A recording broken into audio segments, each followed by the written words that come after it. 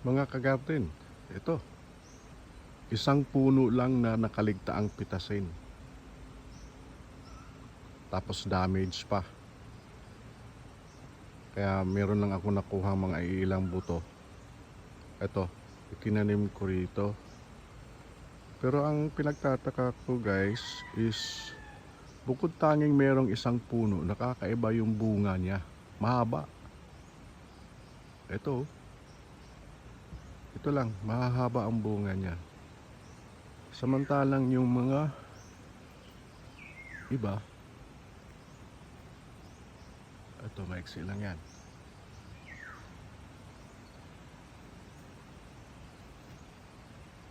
Yan o. Ito yung mga variety na bunga nung una kong tinanim noon eh.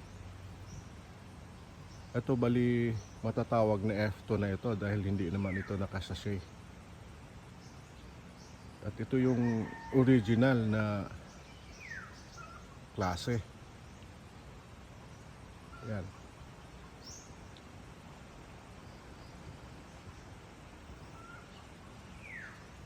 Ito, resulta pa rin ito guys ng ng swamp fertilizer. Time to time kasi ang binibisbis ko rito is swamp lang. Dahil malapit lang ito sa tambayan ko eh.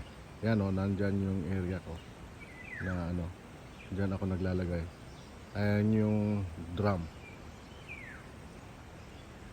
na nilagyan ko.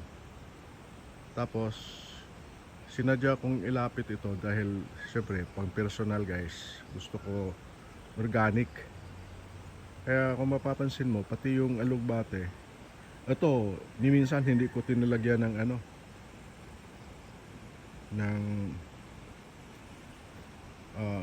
synthetic fertilizer. Yan o, swamp lang talaga yan. Sama na itong sitaw na ito, tubo lang to eh dahil dati itong tinamnan ko ng sitaw rito eh. Kaya effective.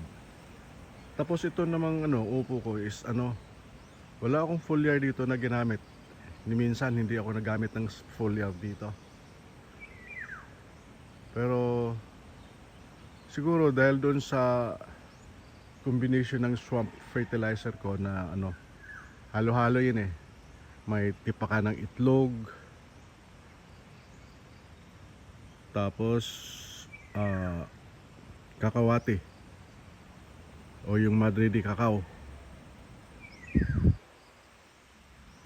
mga balat ng saging.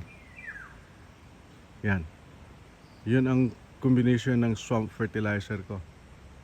Wala ngang nun eh, walang basta yun lang ang composition ko guys. Ito yung sibuyas.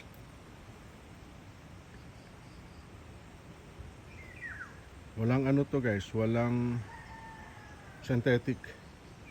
Kaya matatawag na organic ito.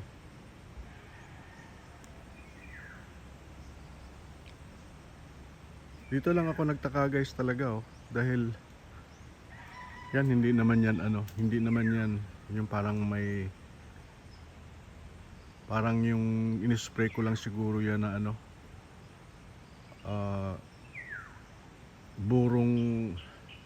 binuro ko yung yung dahon ng Madridi cacao. Siya kung pinang-spray dito. Ang combination ko is isang latang sardina sa isang 16 liters na tubig. Pati yung kamatis doon guys, yung mga sitaw ko doon, yung sitaw doon sa portion na yan. Yun lang, wala ang foliar.